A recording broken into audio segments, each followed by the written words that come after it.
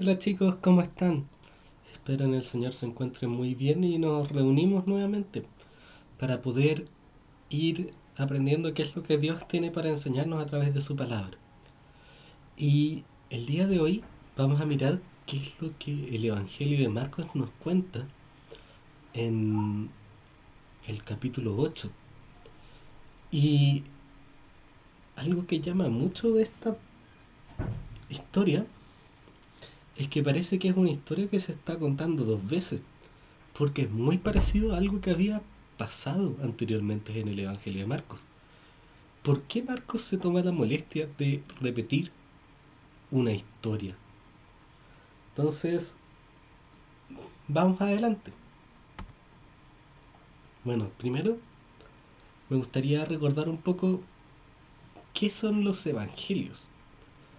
Los evangelios que tenemos en nuestra Biblia son cuatro. Es Mateo, Marcos, Lucas y Juan. Y estos cuatro nos cuentan acerca de la historia de Jesús. Es como que estas cuatro personas, Mateo, Marcos, Lucas y Juan, desde distintos ángulos y desde distintas fuentes, buscan darnos a conocer acerca de este tal Jesús. Y bueno, nosotros estamos trabajando el Evangelio de Marcos. Como un dato histórico, el Evangelio de Marcos fue escrito por un tal Juan Marcos, aproximadamente entre el 65 y 69 después de Cristo. Y este fue el primer evangelio escrito. Juan Marcos no estuvo directamente con Jesús, no era de los 12 discípulos. Y esto lo ubica en una categoría especial, porque Marcos no nos está contando acerca de algo que él haya vivido, sino algo que le contaron acerca de Jesús. Y es el Evangelio de Marcos el primer esfuerzo que se hizo por dejar por escrito esta historia de Jesús. Juan Marcos el cuentacuentos. Bueno, ya tenemos el Evangelio de Marcos, pero sabemos que Marcos no estuvo directamente con Jesús. ¿De dónde es que Marcos escuchó o obtuvo la información para hacer su Evangelio? Y la información que nos cuenta la historia es que Juan Marcos escribió las memorias de Pedro, Simón, este pescador al cual Jesús llamó al iniciar su ministerio. Juan Marcos escuchó lo que Pedro tenía que contar. Escuchó los recuerdos de Pedro caminando seguramente por Galilea, cruzando los mares. Y en base a lo que Marcos escuchó, él hizo, escribió su evangelio. Ahora, ¿cuál era el propósito de Marcos al escribir su evangelio? Y Juan Marcos, lo más probable es que haya escrito su evangelio con el propósito de dar a conocer a Jesús a las nuevas generaciones que no hubieran estado tan familiarizadas con la historia de Jesús. Como recuerdan, Marcos escribe entre el 65 y 69 después de Cristo. Eso quiere decir 30 años después de la muerte de Jesús, que se dice que fue en el año 33 después de Cristo. Entonces había gente que no había tenido la oportunidad de conocer a Jesús. Marcos escribe con la idea de poder dar a conocer a Jesús, dar a conocer lo que Jesús hizo a estas nuevas generaciones. En ese sentido, quiero que nos quedemos con esta idea. Juan Marcos es un cuentacuentos. Juan Marcos busca contarnos acerca de quién era Jesús, acerca de qué es lo que hizo. Él quería que nosotros tuviéramos el cuento de primera mano, venido directamente de las memorias de Pedro y seguramente algunas entrevistas con algunos otros discípulos. Y lo importante es que Marcos escogió, como él no vivió estas experiencias, Marcos o Juan Marcos escogió bien cuáles historias ir contando. El propósito de Marcos era dar a conocer a Jesús. Entonces, de todas las historias que seguramente los discípulos tenían, Juan Marcos, guiado por el Espíritu Santo, escogió las más relevantes. El Evangelio de Marcos es el Evangelio más cortito, así que seguramente tuvo que haber un filtro bien grande. Pero lo importante es que Marcos escogió bien las historias que tenía que contar para poder dar a conocer acerca de Jesús.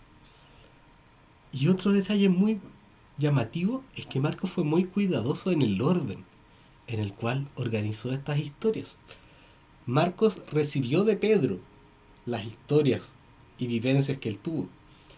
Él las escuchó, las ordenó y las escribió de una manera tal que cuando un nuevo creyente pudiera leer su evangelio, pudiera encontrarse cara a cara con Jesús. O esa es la idea. Pero nos encontramos en el evangelio una historia que parece ser repetida, que se encuentra en Marcos capítulo 8, versículos del 1 al 10. ¿Por qué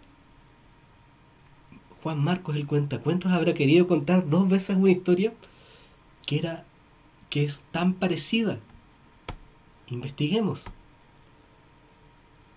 Nosotros habíamos quedado anteriormente en que Juan, o sea, en que Jesús estaba en Decápolis.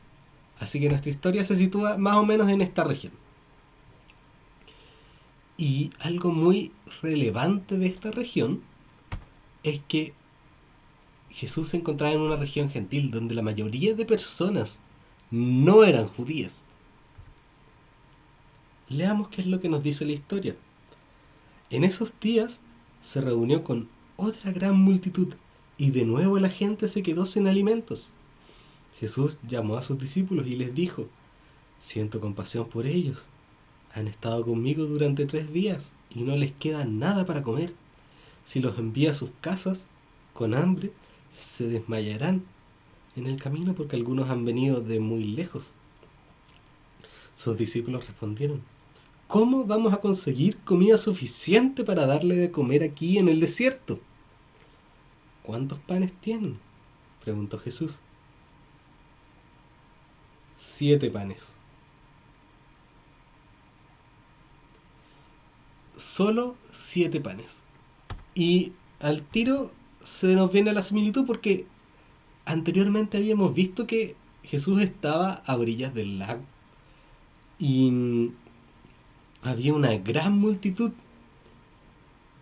y Jesús en medio del desierto le entrega pan a los 5.000 hombres que habían ahí metido. Entonces notamos que se parece bastante a la historia.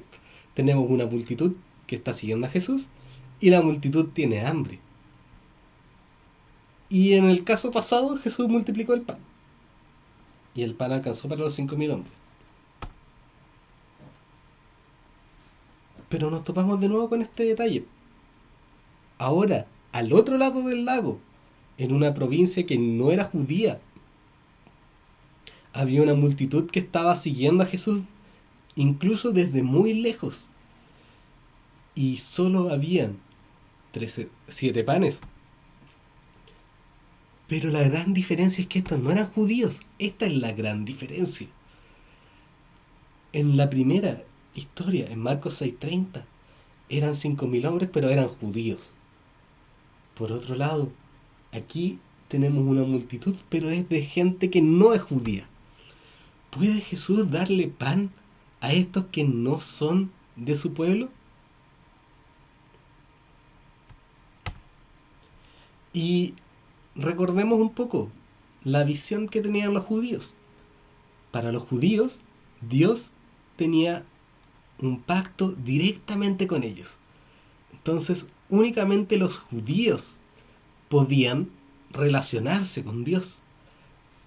Y esto era como una barrera. Un gentil, un no judío, no podía interactuar con Dios libremente. Tenía que primero hacerse judío.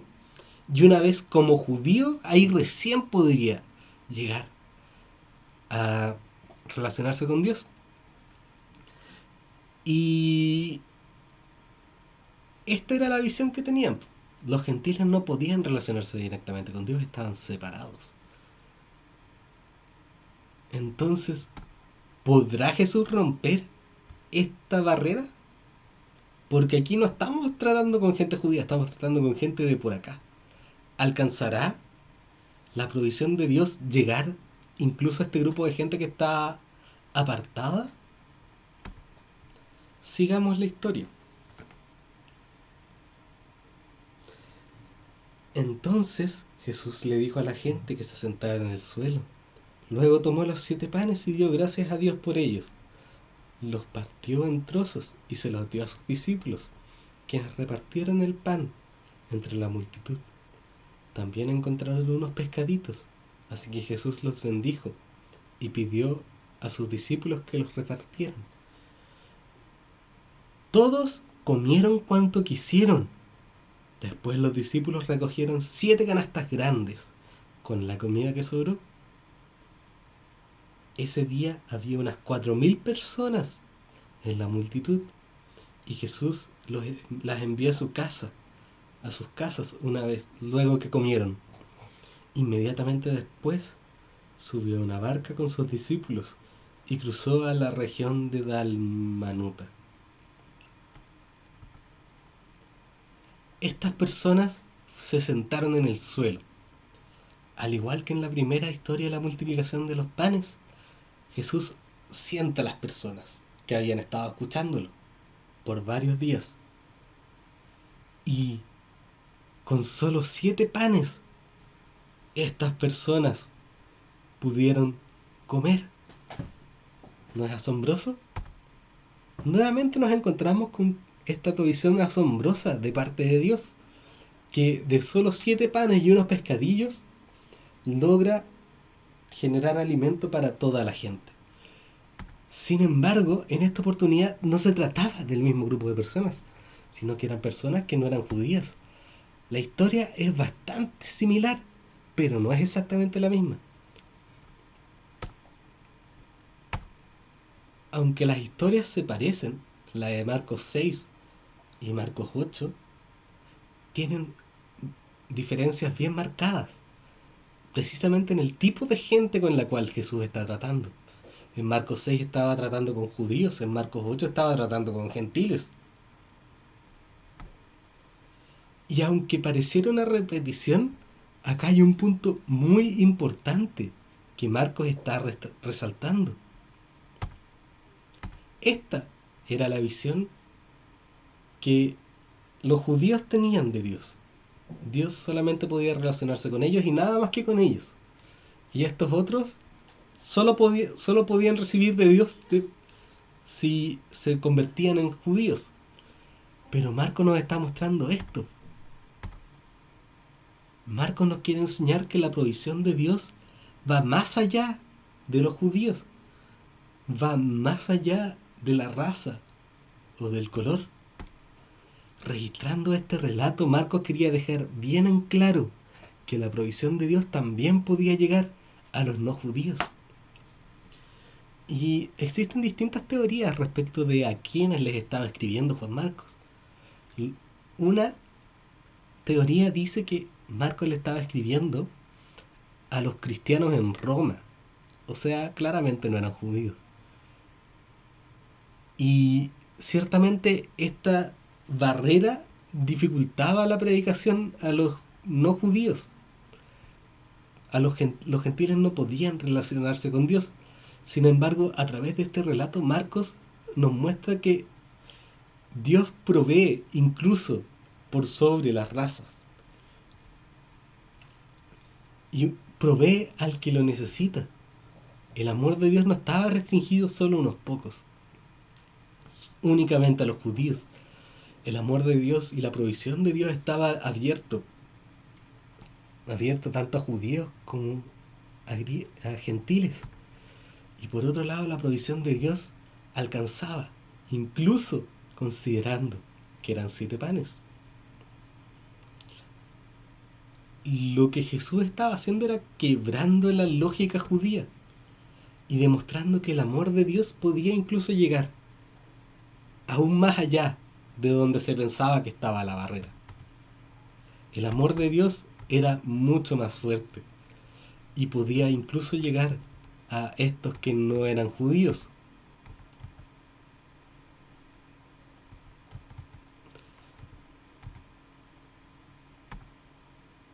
Y el amor de Dios y la provisión de Dios fluye. La provisión que Jesús tenía para entregar fluyó a través de los discípulos que llevaron los panes a estas personas. Y queda la pregunta de ¿cómo podemos hacer nosotros para hacer correr la provisión que el Señor tiene? Que ya vimos que alcanza para todos. Y alcanza de sobra, incluso sobraron panes. ¿Cómo podemos nosotros llevar esta provisión de Dios? Y en este minuto quiero dejarles un desafío bien concreto. Estamos viviendo un tiempo difícil, de incertidumbre, un tiempo en que las cosas no están tan claras y hay tantas cosas que podrían pasar.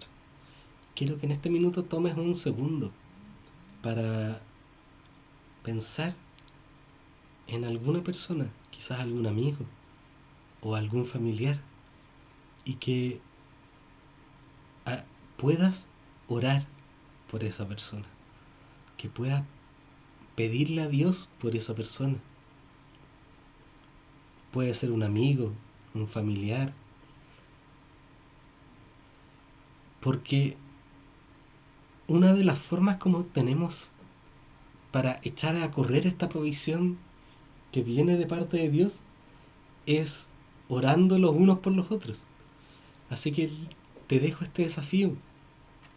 Piensa en alguna persona, algún familiar, algún amigo y pídele a Dios por esa persona. Pídele a Dios para que Él pueda cuidar de él. Pídele a Dios para que Él pueda darles de su amor o de su paz y que Él pueda acompañarlos en medio de este tiempo difícil que estamos viviendo todos. El amor y la provisión de Dios alcanza para todos y lo mínimo que podemos hacer es orar por aquellos que lo necesitan. Ahora me gustaría invitarlos a orar. Amado Señor, gracias te damos por esta oportunidad que nos das de poder compartir de tu palabra, por poder aprender más acerca de quién tú eres, por poder entender mejor el poder que tú tienes. Gracias te damos, Jesús, porque tú, siendo Dios, escogiste venir aquí a la tierra para que poder enseñarnos más acerca de Dios y a través de tu muerte poder reconectarnos nuevamente con Dios. Te pido por el corazón de cada uno de los que me está escuchando. Te pido que tú puedas ser trabajando en cada uno de esos corazones y en el mío también, Señor. Gracias te damos porque tú no estabas restringido a los judíos, sino que también miraste con amor a los gentiles que estaban apartados. Y gracias te damos porque aquí ninguno de nosotros somos judíos. Sin embargo, gracias a tu enorme misericordia, pudimos recibir tu amor, que no merecíamos, pero que tú decidiste regalarnos. Gracias, Jesús, porque tú estabas abierto a mirar con amor a todos los que te necesitaban, incluyéndonos a nosotros el día de hoy, en pleno siglo XXI. Te pedimos, Señor, por la situación que estamos viviendo como país, por esta enfermedad que está causando estragos en el mundo, Señor. Sé tú fortaleciendo a los que trabajan en el área de la salud y sé tú dándole sabiduría a las autoridades para poder tomar buenas decisiones que ayuden al bienestar del pueblo. Tú estás en control, Señor, y te rogamos que puedas tú derramar de tu amor en todas estas personas que hoy están enfermas y que tú puedas proveer de tu sanidad si es tu voluntad, Señor. Te rogamos por todas las familiares de quienes están enfermos, porque ellos puedan sentir de tu paz perfecta y puedan, aún en medio de las tormentas, encontrarse contigo. Tú Dios, tú Jesús, con solo 7 panes fuiste capaz de alimentar a 4.000 hombres. Y hoy tienes el mismo poder de hacer llegar tu amor a quienes tanto lo necesitan. Te rogamos por esto en el nombre de tu Hijo Jesús. Amén. Bueno chicos, esto era lo que teníamos para hoy. Ya nos estaremos viendo en una próxima oportunidad. Hasta la próxima.